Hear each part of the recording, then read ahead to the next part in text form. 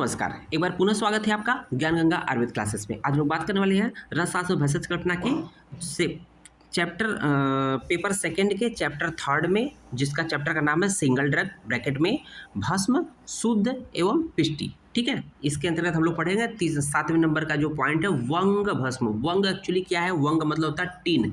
जो टीन होता है उसको एसन से रिप्रेजेंट करते हैं केमिस्ट्री में। ठीक है ना। तो उसमें देखें सबसे पहले प्रोबेबल मोड ऑफ एक्शन क्या होता है, तो पूर्व वर्णित भस्मों के अनुसार होता है। केमिकल कंपोजिशन देखेंगे तो स्टेनस ऑक्साइड होता है, SnO2 स्टेनस ऑक्साइड होता है। ठीक है ना, SnO2 वंग भस्म में पाया जाता है। फार्माकोडायनामिक्स एंड फार्माकोकाइनेटिक्स देखेंगे। रस जो होता है तिक्त, कषाय, किंचित लवण रस होता है। गुण जो होता है लघु, शीत और रुच होता है वंग भस्म का। थ्योरेटिक प्रॉपर्टी की बात कर लेते हैं तो वल्यम बल्य होता है, दीपनम होता है, पाचनम रुचिकरम होता है, प्रज्ञाकरम अर्थात बुद्धि को प्रदीप्त करता है, बढ़ाता है। शीतलम सौंदर्य विवर्धनम सुंदरता को बढ़ाता है, एक तरह से शरीर चेहरे की चमक को बढ़ाता है। हितकरम निरोगताम कार्यक्रम और शरीर में निरोगता लाता है। ठीक है। मात्रा की बात कर लेते हैं। वंग भस्म की मात्रा 1 रत्ती से 2 रत्ती होती है। मात्रा इंपॉर्टेंट है बच्चों, धातुओं की मात्रा। इसका एक हम ट्रिक बना के दे देंगे, एक लिस्ट बना के दे देंगे, जिससे कि आपको ईजी हो जाएगा पढ़ने में। अनुपान की बात कर लेते हैं। घृत, शहद, हरिद्रा, स्वरस इसका अनुपान होता है वंग भस्म का। पथ्य पद की बात कर लेते हैं। शाली चावल, मूंग का सूप हो जाएगा, नवनीत हो जाएगा, तक्र, पटोल हो जाएगा। ठीक है ना, परवल जिसको बोलते हैं। तिल तथा तिक्त पदार्थ का सेवन पथ्य होता है।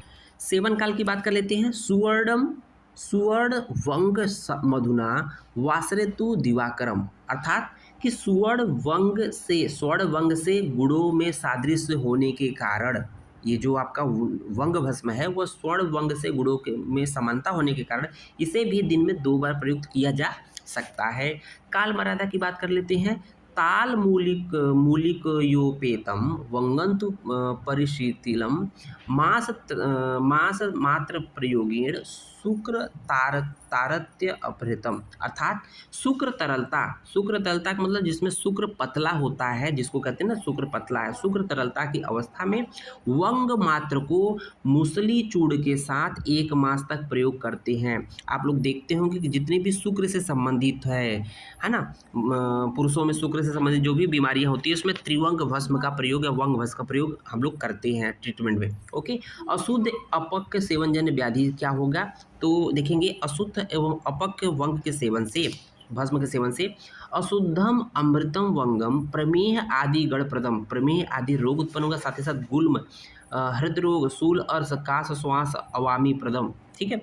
तो अशुद्धता असम्यक रूप से न बनी हुई वंग भस्म प्रमेह रोगों को, ध्यान दीजिएगा, वेरी वेरी इंपॉर्टेंट है। अशुद्ध और असम्यक प्रकार से बनी हुई वंग भस्म से प्रमेह रोग की उत्पत्ति होती है। साथ ही साथ गुल्म है, हृदय रोग है, शूल, अर्श, काश, श्वास वमन कराती है।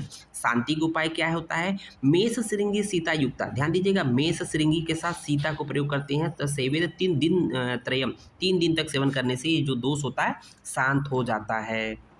Research update and clinical evidence की बात करते हैं तो वंग भस्म treatment did not influence the blood glucose in normal rats but normalize the impaired glucose treatment and alloxan induced hyperglycemia on long term treatment. Vang bhasma on prolonged administration exhibit anti-hyperglycemic effect. Study done by B. Kala et al. It was found that Vang bhasma prepared by traditional method of heating was having crystalline size of 52.64 nanometre. एक experiment और हुआ है, clinical experiment, जिसमें हम लोगों ने जो कि किसके थ्रू हुआ है, पटगिरी बीजे एटाल के थ्रू हुआ है। ठीक है। इसमें 64 पेशेंट लिए गए हैं, डायबिटिक मेलाइटिस टाइप 2 के लिए गए हैं, जिसको मधुमेह से कोरिलेट किए हैं। इसको 2 भाग में, 2 कैटेगरी में डिवाइड किया है। पहला जो ग्रुप है उसमें 32 पेशेंट है, दूसरा भी 32 पेशेंट है।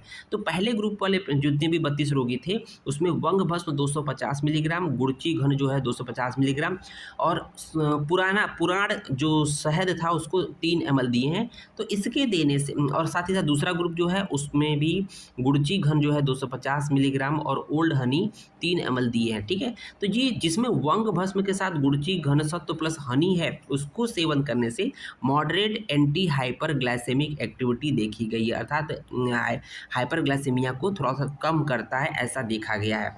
तो उम्मीद है लेक्चर समझ में आया होगा। धन्यवाद।